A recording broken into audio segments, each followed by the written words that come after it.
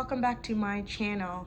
As per usual, my name is Marmy Newton, and today I will be talking about the most recent piece of media I watched. So yeah, let's get into it. Today I will be talking about the 8th season of Netflix's reality TV show Selling Sunset. And I will be talking about my opinions of the drama and the characters and how this show has changed from season 1 compared to season 8. So yeah, to be completely honest, I had no idea that a new season was even coming out for this show. I literally was, I don't remember where I was on Friday. I was just like out and about, and then I saw a notification from Netflix, my Netflix account on my phone, saying that the 8th season was out, and I was like, oh, okay. At first I was actually like, oh, I hope they didn't split it into two, you know how they've been doing that with all their shows. I was kind of worried about that, but I looked at it, and I mean, when I watched it, it's 10 episodes, so I think that that's everything, unless they split it into two and they're trying to have 20 episodes this season or something. I think the season is over. Luckily, they dropped all the episodes in one day, and it allowed me to binge it. So yeah, now I can talk about the drama. I think that this might be an unpopular opinion, but I feel like Chelsea as a person, as a character, as an entity on the show is overplayed. I'm kind of done with it. I feel like it's just Chelsea this, Chelsea that, Chelsea this, Chelsea that, Chelsea, Chelsea, Chelsea. And I'm kind of over it. It was just personally, it's starting to feel the same as Christine, where she was having drama with every single person she could have drama with. It was just like a lot of ups and downs. One person, she was getting way too much screen time. She was in your face all the time. She was just like, you just never knew when she was going to pick a fight with someone. It was just like all over the place, and it was just like negative, negative, negative, nothing positive. And I feel like that's the way Chelsea is becoming, with like the drama with Bre kind of playing out for 3 seasons straight now. Like it's been going on since, I think, yeah, this is Bre's 3rd season, and it's been going on since Bre joined the show. It's like, if you don't agree with someone's lifestyle or how someone lives their life, like, and they're not your friend, what has it got to do with you? Like, you can force a horse to the riverside or to the water, but you can't force it to drink. You can't make Bre live the life that you want to live, or that you want her to live. Like, that's just not how that works, especially if she's a stranger to you, or she's not even your friend. Like, that's just weird behavior, and I didn't like that from Chelsea. I feel like her and Bre, that drama is just kind of blah blah blah now. It's just over it. And then randomly, Chelsea again had drama with Mary at the start of the season, and the drama was apparently because I even forget what it's about, but it kind of escalated really quickly to be about dress code and stuff like that. And to be honest, when it comes to that drama specifically, my general consensus on that is that the Netflix producers or executive producers have been online. They have seen all the discourse and all the TikToks and all the YouTube videos that people have been posting about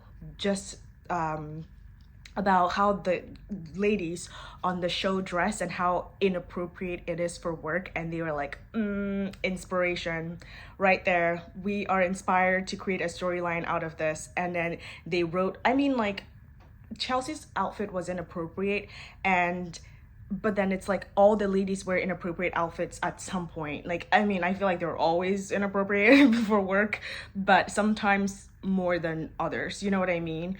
So I just feel like they saw all of that discourse online and decided to write that into a storyline. I just don't understand why they would use Chelsea again. Like I said, she's so overplayed. She's in your face all the time. She's just way all over, and I'm just like tired of that. And then by the way, in that argument, Mary was definitely right. Like, why is she wearing that to a broker's open? I'm not a real estate agent. nor am I a buyer, nor do I have millions or anything, but I can say that that outfit would have made some people uncomfortable because she just looked like she wasn't wearing any pants at all. I mean, she looked very professional above, but below was lacking in something. Baby girl, you are so But, pretty, yeah. And then I also feel like we're still on Chelsea. Like this entire drama and everything with her, it's starting to like, because she's had drama with so many people on the show. I can't even remember if she's had drama with Nicole, or like she just had drama with a lot of people on the show, that I feel like at any point she's going to start having drama with Emma and Chriselle, who are supposed to be like her best friends on the show, or like her really close friends on the show. And I feel like I wouldn't even put it past Chelsea. And I'm just kind of like, if they're gonna have a season 9, if they're getting renewed and they're getting a 9th season, I don't really want to see any of that. Like, not to say that I don't want any drama from Chelsea, I'm just saying that it's too much drama for one person. Like, just, they need to tone that down just a little bit, just a little. Speaking of, you know, introducing new storylines and new things, I remember, you know, this season we had a new girl join the O group who is Alana. I don't know her last name. I don't really know any of the other people's last names. I know Chriselle's last name is Styles, I think, but I don't know anyone else's last name. So Alana is a new girl that joined. I feel like Alana's vibe is what actually got me thinking about the differences between season 1 and season 8, you know, just because like, when I was looking at Alana, the way she's so professionally dressed, you know, she's just like wearing simple neutrals, very like business casual, clean girl aesthetic, if you will say. You know, the way that she was dressed and just her general demeanor, I was like, I feel like this girl would have thrived a lot more on season 1 or season 2 of Selling Sunset, where things were a lot more grounded, people were a lot more grounded. And I mean, it was still drama. It was just like, you know, they didn't have stylists, or not that I could tell that these ladies didn't have stylists. They weren't wearing crazy outfits. They weren't like gallivanting around with their crazy Birkin bags and blah blah blah. And Alana was clinging onto that one YSL bag, like, you know, for dear life. And I just felt like if she was in season 1, she would have thrived more. But who's to say? Maybe she'll be back for the next season, season 9, if they get one, and then we'll see more from her. You know, you never know. But I also feel like at this point, so many people have left the show that the show just feels completely different. It's not even just the fact that you can tell that the ladies have elevated to a brand new status. It just feels like there's just like so many of the OGs gone. Like I said, Christine was around for a while. I kind of got tired of her. But I didn't want her gone. I just wanted all of that reduced a little bit, you know. Christine is gone, Davina was gone, but to be fair, Davina wasn't really contributing much to the show. No, like, not to be mean or anything, but she wasn't, you know, involved in a lot of the plot lines and stuff. I remember in season 1, she was definitely like, she told on Chriselle and blah blah blah. That was the last time I remember Davina being like in the show, where she's like part of storylines and stuff. And then, I mean, I kind of miss Heather. She was just kind of around, just vibing, minding her own business, being chill and stuff. And yeah, Heather. And then I don't know if anyone remembers, but Vanessa, she was also chill. She was around. It's so funny that Vanessa had said that she's a telenovela star, because I've actually seen, like, I saw a couple of her shows as a kid. I saw Eva Luna. I will put the photo here, so you know, you guys can see. Eva Luna, I saw that as a kid, and she was also in this show called Second Chance. And so I'd seen both of those. So I actually knew who Vanessa was before the show, or when she first got introduced on the show, and I was really excited to see her on there. But it's so sad that her presence was short-lived, and I don't know what she's doing now, but yeah, it was exciting to see her on the show. Another thing that I wanted to talk about was the Joshua Tree episode. I was living for that. That was amazing. It's so funny because a couple of years ago I was on the Airbnb app and I was looking up all these like really cool places to stay, using Airbnb, and I saw that house in Joshua Tree. And it's called the Invisible House because it's all glass and you can kind of because it's glass, it reflects the atmosphere around, and so it looks like it's blending into the surroundings, and it's so pretty and it's so cool. And I read the description, I was like, oh, this is amazing, I'd love to stay there, oh god. And then I looked up the price and it was $9,000 a night, and I was like, maybe not now, maybe in a couple of years, maybe at some point. But that house has been on my, I don't have a vision board, but it's been in my thoughts for a while, and it was so cool to see them, go there and shoot and talk about the house on the show and like show the interior and all of that. That was amazing. I really, really, really enjoyed that. That was cool. That was very, very cool.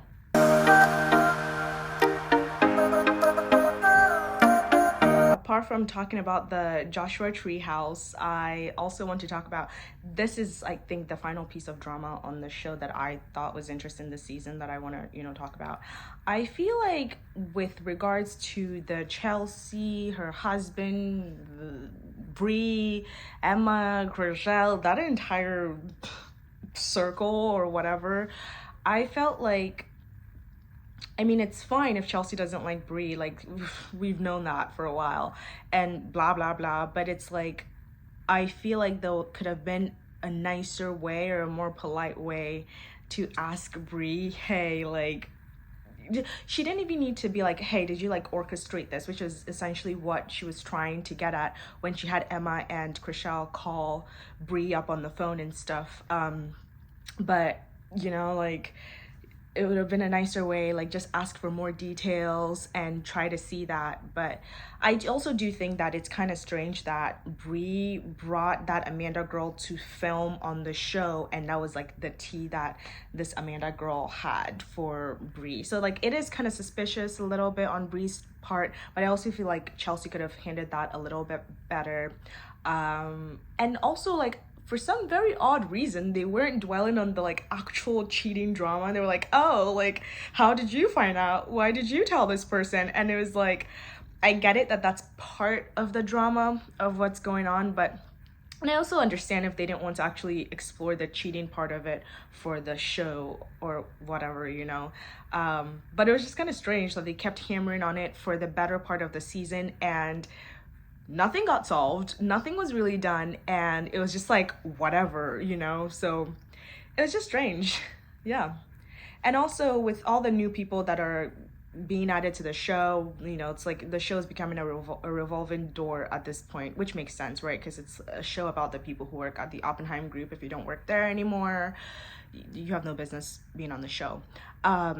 So it's kind of like, I remember last season, I think Chelsea was trying to bring some random girl to join the office, but this season she's not in the show, so I guess that didn't end up happening. But I'm interested to see if they get a 9th season, Amanda that started this whole cheating drama, blah blah blah, showing the text messages and whatnot stuff, will be able to join the O group and what the dynamics will be. Overall, I really enjoyed the season, but I love Selling Sunset. It's not even, I don't even watch the show for just the drama. Like, I feel like the drama is like a little spice in there. I love watching all the really cool houses that they're showing on and all the architecture. That one Kanye West house that they showed was crazy. That was funny.